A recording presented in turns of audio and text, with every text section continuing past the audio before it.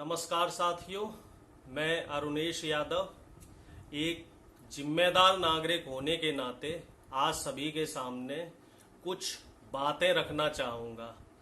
जैसे कि कल आप लोगों ने उत्तराखंड के नए मुख्यमंत्री बने हैं तीरथ सिंह रावत जी, तो उनका एक बयान आप सभी लोगों ने सुना होगा, पढ़ा होगा कि जो लड़कियां फटी हुई जीन्स पहनती हैं तो ये उनके संस्कार को दर्शाता है। तो मैं आप सभी लोगों के माध्यम से, सोशल मीडिया के माध्यम से ये बोलना चाहता हूं कि माननीय मुख्यमंत्री जी को बहन बेटियों पे इस तरह की अभद्र टिप्पणियां नहीं करनी चाहिए। किसी भी घर की बेटी हो या बहू हो, वो उसके घर की इज्जत होती है और हमारा जो देश है वो नारी प्रधान देश है।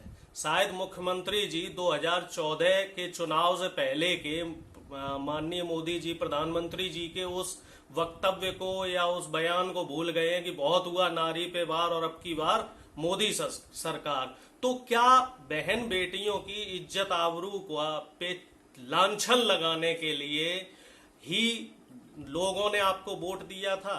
क्या आप एक राज्य के मुख्यमंत्री हैं, एक जिम्मेदार पद पे हैं, आपको इस तरह की बातें शोभा नहीं देती हैं? आपके घर में भी बहन बेटियां हैं। तो मेरा आपसे निवेदन है कि मर्यादा में रहिए, सत्ता के नशे में इतने मत चूर हो जाइए कि आप बहन बेटी, देश की हमारी जो सभ्यता है उसके बारे में भी कुछ ना कह सकें। इसी बीच में मैं आपसे एक बात और शेयर करना चाह रहा हूं। आज मैंने अखबार में देखा जी, हमारे उत्तराखंड के ही रहने वाले हैं और इस समय उत्तर प्रदेश के माननीय मुख्यमंत्री जी हैं बाबा जी।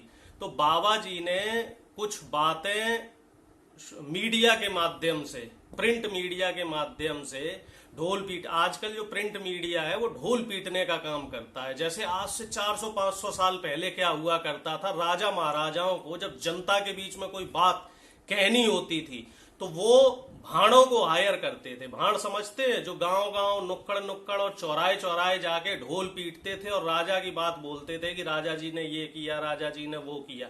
तो आज के समय में मीडिया का भी वही रोल हो गया है। मीडिया देश का चौथा स्तंभ माना जाता था और देश की जनता को निष्पक्ष तरीके से कहने के लिए माना जाता था, सरकार की कमियों को बताने के लिए माना जाता था मीडिया। लेकिन 2014 के बाद से मीडिया सिर्फ सत्ता, जो बीजेपी के पास इस समय सत्ता है, उसका गुलाम हो गया है, उसकी फेंकी हुई रोटियों पे पलने वाला हो गया है। मीडिया का चरित्र इस समय दोहरा है, दोहरा मापदंड है मीडिया का।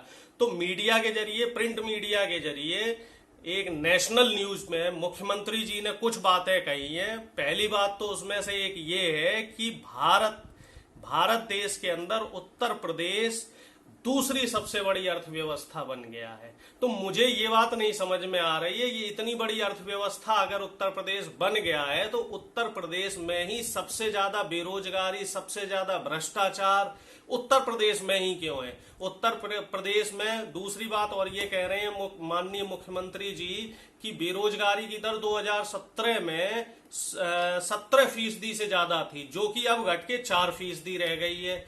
और अगर सर्वे बताएं, सरकारी जो सर्वे है वो ये कह रहे हैं कि कोविड के दौरान, और मेरा ये व्यक्तिगत मानना है, पिछले 4 सालों में जो बेरोजगारी है वो बढ़ गई है, दुगनी हो गई है बेरोजगारी, पहले से बहुत ज्यादा बढ़ गई है बेरोजगारी।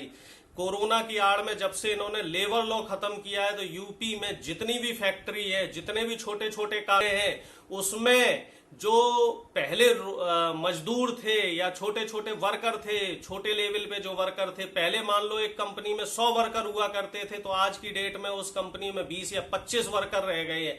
पहले अगर मान लो उनको तनख्वाह 15,000 रुपए मिलती थी तो आज की डेट में उनको तनख्वाह हटा के 10,000 रुपए कर दी गई है, 5,000 रुपए कर दी गई है। तो मुख्यमंत्री जी जो है इस तरह के ढोल और राग अलापने बंद करें, क्योंकि देश की जनता इन चीजों को समझ रही है। देश की जनता बेवकूफ नहीं है माननीय मुख्यमंत्री जी। और एक बात और कही माननीय मुख्यमंत्री जी ने, वो उनका ये कहना है कि 4 नए एक्सप्रेसवे का निर्माण किया है, 5 इंटरनेशनल एयरपोर्ट का निर्माण करवाया है, 10 शहरों में मेट्रो ट्रेन का निर्माण करवाया। तो ये जो शहर है जिनमें मेट्रो ट्रेन बनी है, ये यूपी के ही शहर है कि कहीं बाहर के शहर है? और जहां ये इंटरनेशनल एयरपोर्ट बने ये यूपी में ही है कि कहीं बाहर है? बाबा जी नशे से बाहर निकलिए और देश की जनता के दर्द को समझने का काम कीजिए। अब जो मुख्यमंत्री जी एक बात और कह रहे हैं कि मुख्यमंत्री जी ने 30 नए मेडिकल कॉलेज यूपी में बनवा दिए, तो वो मेडिकल कॉलेज कहाँ हैं? वो दिखाई क्यों नहीं दे रहे हैं? वो धरातल में क्यों नहीं आ रहे हैं? वो जमीन पे क्यों हैं? जनता आपको जल्दी जवाब देगी मुख्यमंत्री जी। 2022 में चुनाव आने वाला है और आपको आपकी हकीकत और जो आपकी असलियत है वो जनता दिखा देगी। बहुत बहुत धन्यवाद।